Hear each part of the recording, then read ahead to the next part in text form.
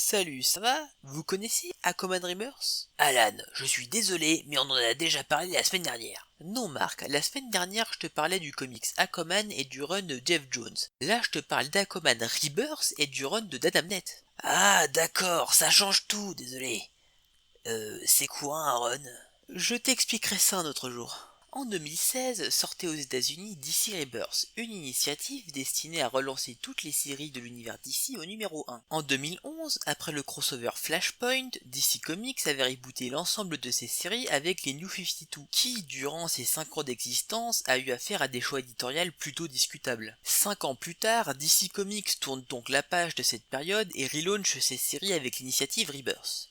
Le principe d'un relaunch est de reprendre les séries au numéro 1 pour donner un nouveau point de départ au lecteur. Mais contrairement au reboot, il ne supprime pas toutes les histoires qui s'est fait avant. Ce redémarrage s'adresse aux nouveaux lecteurs qui pourraient arriver avec cette nouvelle numérotation, comme les lecteurs arrivés depuis les New 52 qui trouvaient que les histoires commençaient à s'essouffler, mais aussi aux anciens lecteurs qui n'avaient pas apprécié la perte d'une grande partie de leur univers depuis les New 52. L'initiative Rebirth, bien qu'il ne ramenait pas tout ce qui fut perdu, était la promesse de retrouver un esprit d'héritage et de redonner aux personnages leur personnalité. C'était la volonté de faire renaître ce qui avait été perdu et de faire avancer les personnages.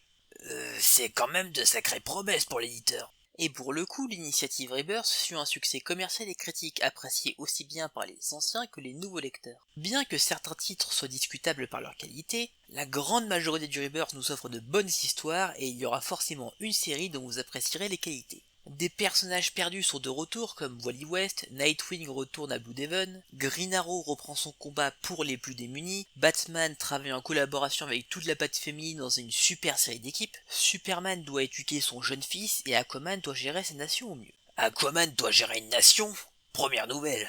Et pourtant, Aquaman est un personnage politique. Il est le roi de l'Atlantide et à ce titre, il essaie de gérer sa nation au mieux. De ce fait, l'histoire commence tout naturellement sur une tentative de rapprochement entre le monde de la surface et celui des océans via la construction d'une ambassade. Et ce rapprochement est nécessaire à cause de la grande tension qui existe entre le monde de la surface et des océans. Mais malheureusement, tout ne se passera pas comme prévu. Eh bah dis donc, personne n'aurait pu s'y attendre. Aquaman est le roi d'un royaume pas comme les autres, et de ce fait il devra faire face à des défis pas comme les autres. Il n'aura pas besoin de chercher quelconque réforme économique, tellement il sera occupé à empêcher une terrible guerre entre le monde de la surface et celui des océans, ce qui est en soi un programme politique tout à fait défendable. Mais cela ne sera pas simple, car l'armée américaine ne fait pas vraiment ce qu'il faut pour empêcher une guerre, le peuple atlante et l'entourage politique du roi douteront de plus en plus de sa politique pour empêcher le monde de la surface de les envahir, et que les ennemis d'Aquaman souffleront sur les braises pour faire accuser le peuple atlante de quelques actes de terrorisme. Est-il donc vraiment nécessaire que je précise qu'Aquaman possède un opposant politique qui a pour projet d'isoler l'Atlantide du monde extérieur tout en réprimant les classes pauvres, immigrées et mutantes pour alimenter un culte de la pureté atlante à l'aide d'un isolationnisme excessif? Ça serait superflu, je trouve.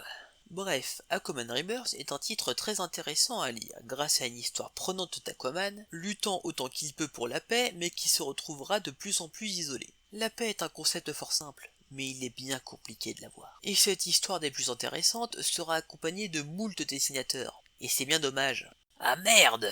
Car Aquaman Rebirth est édité dans 5 tomes. Les tomes 1 et 2, bien que dessinés par 3 dessinateurs différents, sont colorisés par une seule personne, permettant une certaine cohérence graphique. Pour le tome 3, le dessin, l'ancrage et la colorisation sont faites par Stepan Sejic. Bien que sa production soit très différente des 2 précédents tomes, Sejic nous offre un très beau dessin qui peut dérouter au début si nous ne prenons pas garde au changement, mais qui une fois habitué nous offre une sublime production. Ça sent la grosse objectivité tout ça. Puis pour le tome 4 et 5, nous avons principalement Ricardo Federic, colorisé par Sonigo, qui nous offre un dessin avec énormément de détails, mais qui peuvent parfois avoir un peu de mal pour faire du mouvement. Mais ils sont aussi intercalés parfois par d'autres dessinateurs le temps d'un numéro. Si on lit les comics rapidement, ces changements de dessinateurs vers la fin peuvent perturber.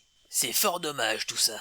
Oui c'est vrai et je le conçois, mais à côté de ça nous avons une très bonne histoire d'Aquaman qui mérite d'être lue, et il serait fort dommage de ne pas s'y lancer pour des raisons de changement de dessinateur. Aquaman Rebirth est une bonne histoire et je ne peux que vous la conseiller.